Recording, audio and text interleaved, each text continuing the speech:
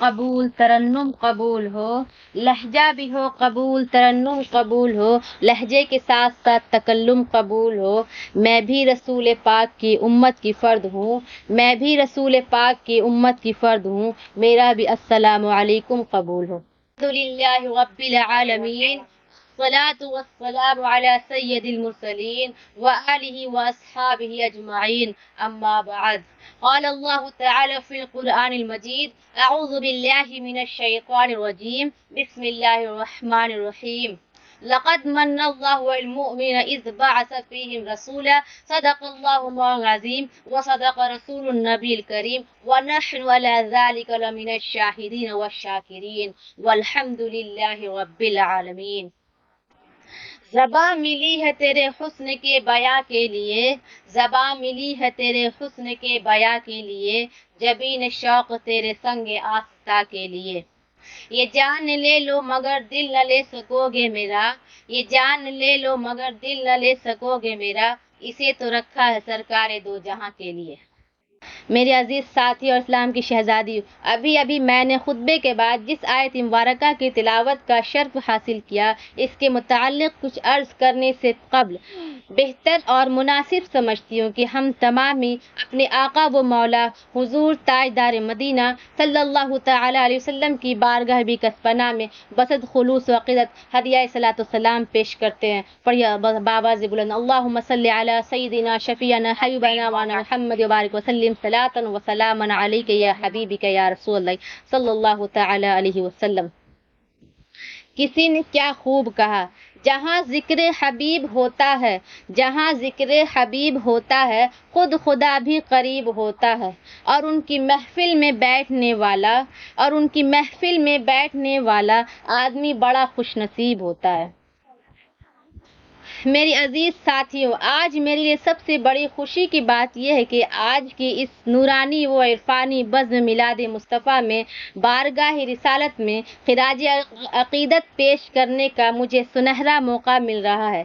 میری عزیز ساتھیوں، اس محفل پاک میں فیض و برکات اور رحمت و انوار کی موسلا دھار بارش ہو رہی ہے، اور ایسا کیوں نہ ہو؟ ذکر ہے تو کس کا ہے، بات ہے تو کس کی ہے؟ بلا شک و شبہ اس کا جو نور حق ہے، بات اس کی ہے جو ذل رب ہے، تذکرہ اس کا ہے جو خدا کی عطا سے مالک کائنات ہے۔ اسی لیے اعلیٰ حضرت ارشاد فرماتے ہیں، وہ کمال حسن حضور ہے، وہ کمال حسن حضور ہے کہ گم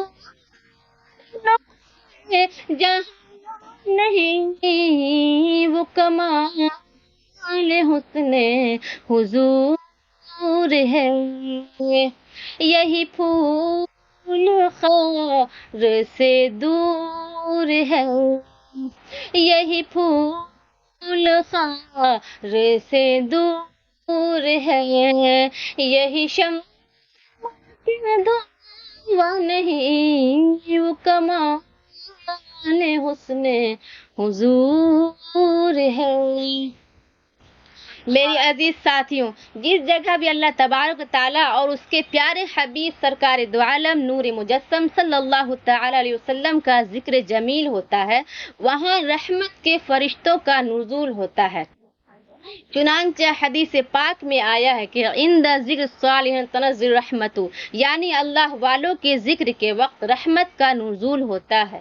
میری عزیز بہنوں، ذرا آپ غور تو کیجئے، جب صالحین کے ذکر کے وقت رحمت الہی کا نزول ہوتا ہے تو جو پیشوا اور سردار ہیں اور جن کا ذکر خود خدا تعالیٰ کا ذکر ہے، ان کے تذکرے کے وقت کس قدر رحمتوں کا نزول ہوتا ہوگا، اور ایسی مقدس محفلوں میں شرکت کرنے والوں کے مرتبے اور بلند ہوں گے، بھلا اس کا اندازہ کون لگا سکتا ہے؟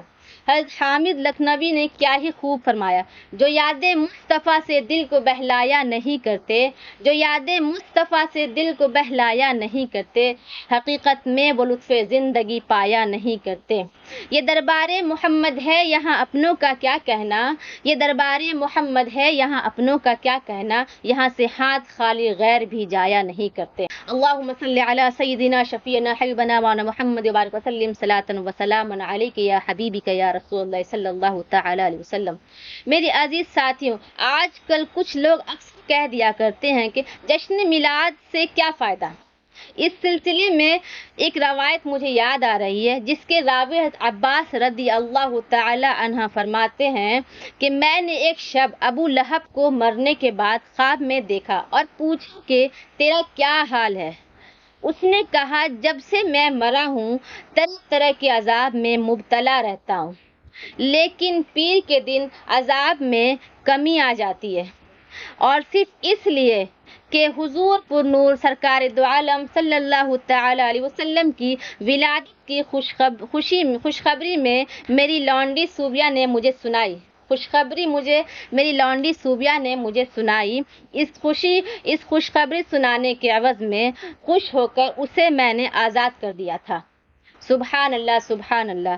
ابو لہب جیسا کٹر دشمن اور سڑا ہوا کافر اگر حضور تاجدار مدینہ صلی اللہ تعالی وسلم کی بارگاہ رسالت صلی اللہ علیہ وسلم کی میلاد کی خوشی میں اگر لونڈی آزاد کرے تو اس کے عذاب میں تخفیف ہو جائے، تو کیا ہم غلامان مصطفیٰ اگر میلاد شریف کی محفل سجائیں، جشن میلاد منائیں، میلاد پڑھیں یا پڑھوائیں اور اس طرح فرح و سرور کا مظاہرہ کریں تو کیا ثواب سے محروم ہو سکتے ہیں؟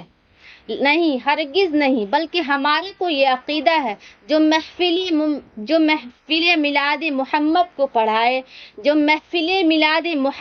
پڑھائے اللہ سے مانگے جو مراد پائے، محتاج کسی کا نہ ہو، کچھ دکھ نہ اٹھائے، مر جائے تو جنت میں بڑا شوق سے جائے۔ میں اپنی تقریر کو یہیں پر مکمل کرتی ہوں۔ وآخر دعوانا الحمدللہ رب العالمین۔ السلام علیکم۔